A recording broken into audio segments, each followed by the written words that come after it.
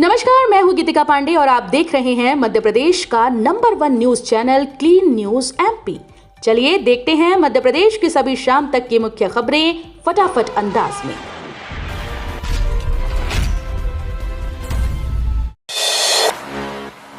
राज्य के 7.5 लाख कर्मचारियों को जल्द मिलेगा तोहफा, 5% बढ़ेगा महंगाई भत्ता। केंद्र की मोदी सरकार ने केंद्रीय कर्मचारियों के महंगाई भत्ते और पेंशन भोगियों की महंगाई राहत में 2% की वृद्धि कर दी, जिसके बाद जनवरी 2025 से डीए 53% से बढ़कर 55% हो गया।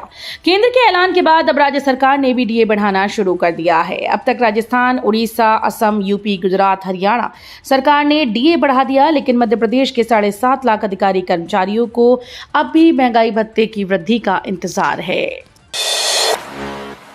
सेंट्रल इंडिया में पहली बार आत्महत्या रोकथाम पर केंद्रित राष्ट्रीय मनोरोग सम्मेलन।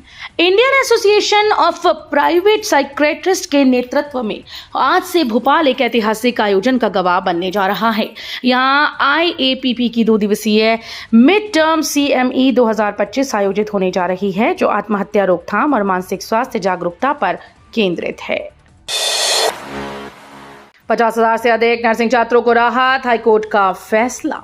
मध्य प्रदेश में नर्सिंग कॉलेजेस में हुए बड़े फर्जीवाड़े और परीक्षाओं में बार बार हो रही देरी पर हाईकोर्ट ने सख्त रुख अपनाया है। कोर्ट ने स्पष्ट आदेश दिया कि 2022-23 सत्र की लंबित परीक्षा अब हर हाल में 28 और 29 अप्रैल को आयोजित की जाए। ये परीक्षा पहले 4 बार टाली जा चुकी है।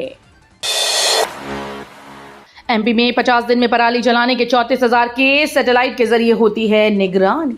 मध्य प्रदेश की मोहन सरकार ने गुरुवार को पराली जलाने वाले किसानों पर कड़ा एक्शन लेने का ऐलान कर दिया। पराली जलाने वाले किसानों को अब मुख्यमंत्री किसान सम्मान निधि का लाभ नहीं दिया जाएगा। सरकार अब पराली जलाने वाले किसानों की फसल न्यूनतम समर्थन मूल्य पर नहीं खरीदेगी। मध्य प्रदेश में 5 मार्च से बीते 24 अप्रैल तक 50 दिनों में पराली जलाने के कुल 34,164 केस दर्ज हुए। मुख्यमंत्री डॉक्टर मोहन यादव ने कहा, आईटी सेक्टर में अपनी विशेष पहचान स्थापित करेगा मध्य प्रदेश। मुख्यमंत्री डॉक्टर मोहन यादव ने कहा कि वर्तमान और भविष्य की तकनीक का आधार आईटी है। प्रदेश में औद्योगिक गतिविधियों का विस्तार करते हुए समय के साथ चलने के लिए आईटी सेक्टर में निवेश और गतिविधियों का विस्तार आवश्यक है। इसी उद्देश्य से ग्लोबल इन्वेस्टर समिट के बाद पहली सेक्टर आधारित कॉन्क्लेव आईटी पर केंद्रित की जा रही है। मध्य प्रदेश में पोस्ट ग्रेजुएशन के सभी विद्यार्थियों को पढ़ना होगा संविधान। विपक्ष के संविधान बचाओ अभियान के बीच मध्य प्रदेश में संविधान की पढ़ाई अनिवार्य की जा रही है। उच्च शिक्षा विभाग ने एक अधिसूचना जारी कर स्नातकोत्तर के सभी पाठ्यक्रमों में संविधान, मानवीय मूल्य और नैतिक शिक्षा की पढ़ाई अनिवार्य कर दी। अभी तक कला संकाय के विद्यार्थियों को ही ये विषय पढ़ने होते थे।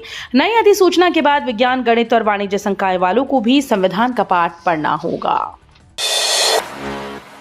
भोपाल रेलवे स्टेशन पर आरओ वाटर सुविधा बंद।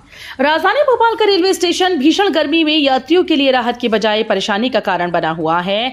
स्टेशन पर 6 महीने से वाटर वेंडिंग मशीन्स बंद हैं।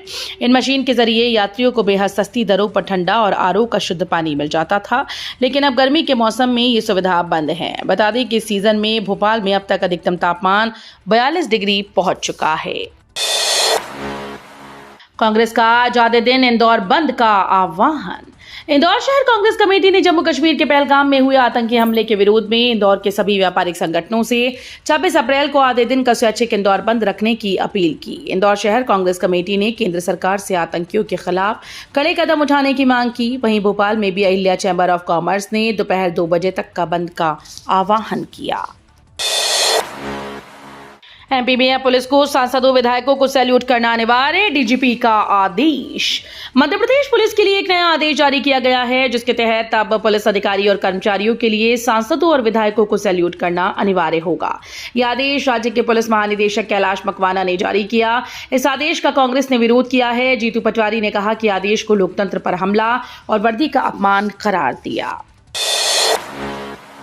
पहलगाम आतंकी हमले से अमरनाथ यात्रियों के उत्साह में कोई कमी नहीं, भंडारे भी लगेंगे और जत्थे भी जाएंगे।